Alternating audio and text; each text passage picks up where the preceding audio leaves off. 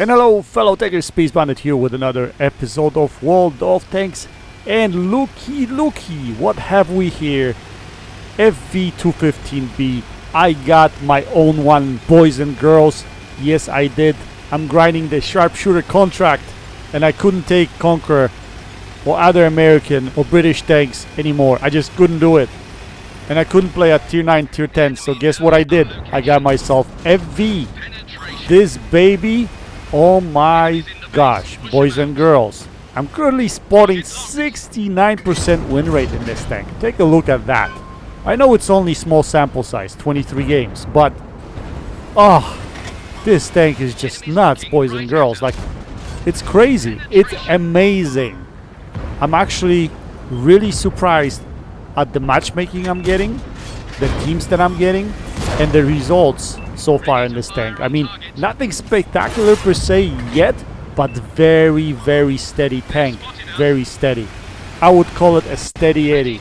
So I put a horse flag on it because this tank is going to be a workhorse for me. Yes, it will be eventually, because I think I'm going to play it a lot more, especially grinding this contract, this sharpshooter contract.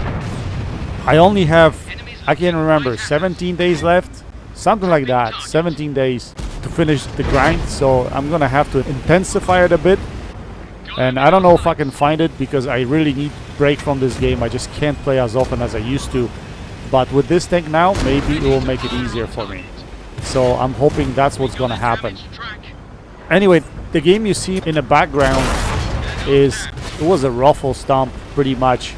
The enemy had a couple of tanks that were AFK. I don't know if they didn't load into the game or they started late or what the hell happened here.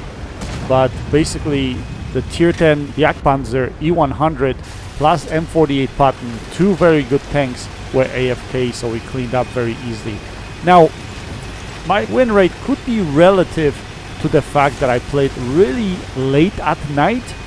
So I'm assuming, and when I say late, it was really late. It was like 3 a.m. to something like 5 a.m.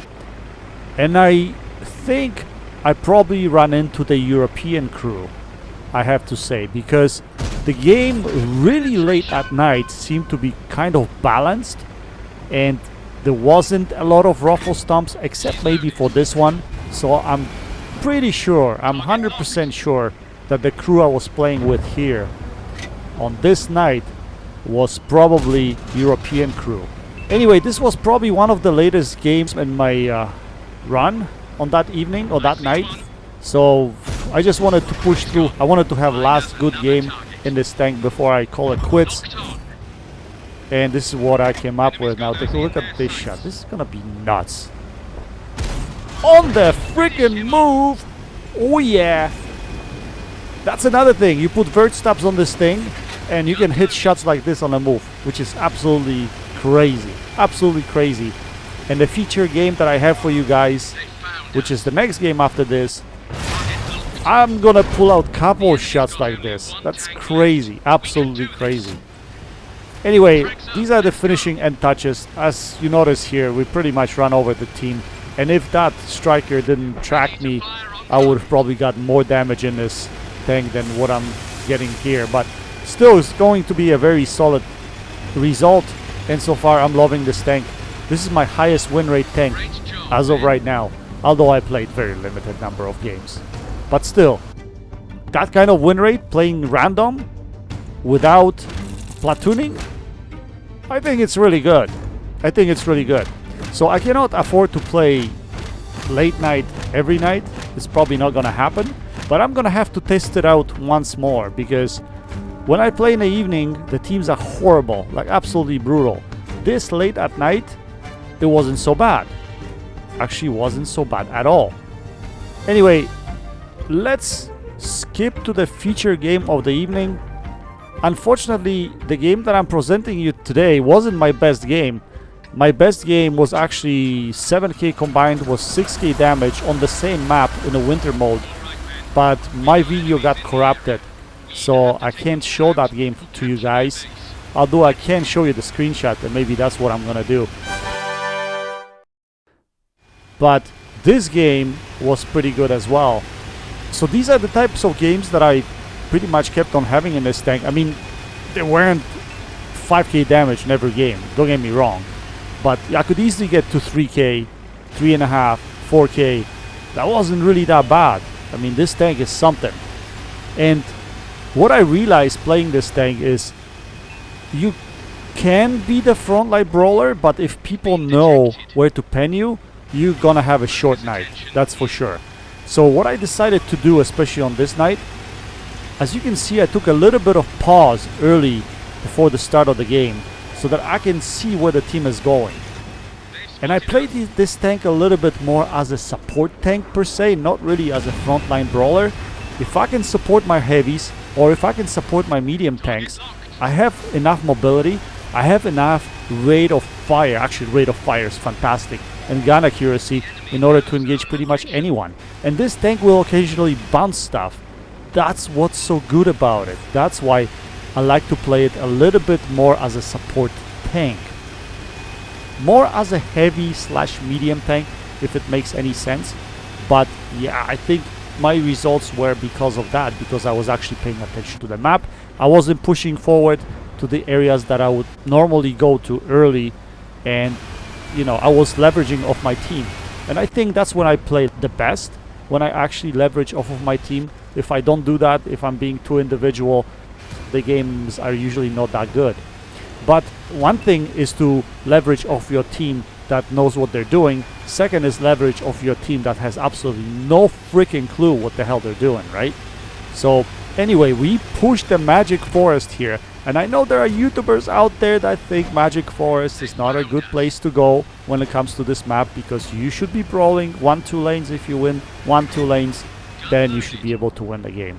I'm not one of those, unfortunately. I actually think Magical Forest is absolutely spectacular and amazing. If you can push this fast, you have such advantage on this map, you would be surprised. Now in this case, we have only a couple of opposition tanks that came here, which made it really easy to clean up this side of the map. But what I want to show you, and this exactly what you're going to see here, is what I do. You use the buildings in the middle of the map to your advantage in order to narrow the distance between yourself and 1 and 2 lane. And that's exactly what I'm going to do here.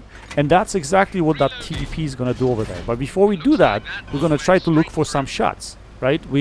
We're looking, maybe there is some opportunities to get some damage here and there, right? So that's exactly what we're gonna do. That's why we fired that shell on the T110E5, because he gave us a shot, right? And we're gonna continue moving forward. Now, since we want this side of the map, we're gonna try to push this side of the map. Now, to be safer, you could potentially cut across through the middle, in between the buildings, so that you don't get shot. But because FV has very good view range, and I'm not really spotting anything at this point in time on the left hand side, not to mention that I have tanks that are sitting at K6, K7 at this point in time, I'm not afraid to come in here, use this building to side scrape from, and engage this IS-4. And that's exactly what we're gonna do. We're gonna engage this IS-4, see if we can put a couple shells into him, but unfortunately, for whatever reason, my gun doesn't work in this situation. Usually it works, it's just in this situation it wasn't working properly for me. Anyway, take a look at these shots, boys and girls. On the move, I'm gonna hit this IS-7 once. Hello, bounce a shot going in from something that's on the left hand side, probably K2. Then we're gonna aim a shot at IS-7 again, and ka-chow, we penetrate him again. Wow, isn't that spectacular? That's what I'm saying. This tank does crazy shit like that. Here I got penned for the first time, but my goal is to draw near, take out this IS-4, and another thing that lets you push up with this tank every once in a while is the hit point pull. 2500 HP on this tank, which is really, really good. So you can use your HP to your advantage if you need to.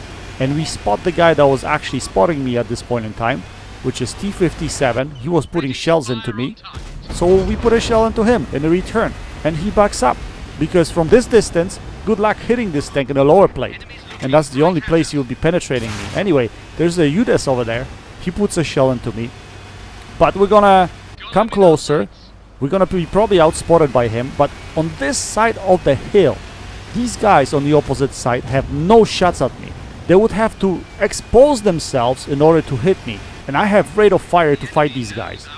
Anyway, we spot the Sudes. We're gonna put a shell into him. He's gonna try to hit us again because he sees us now, but we're gonna re-angle, and guess what he does? He bounces over our upper plate.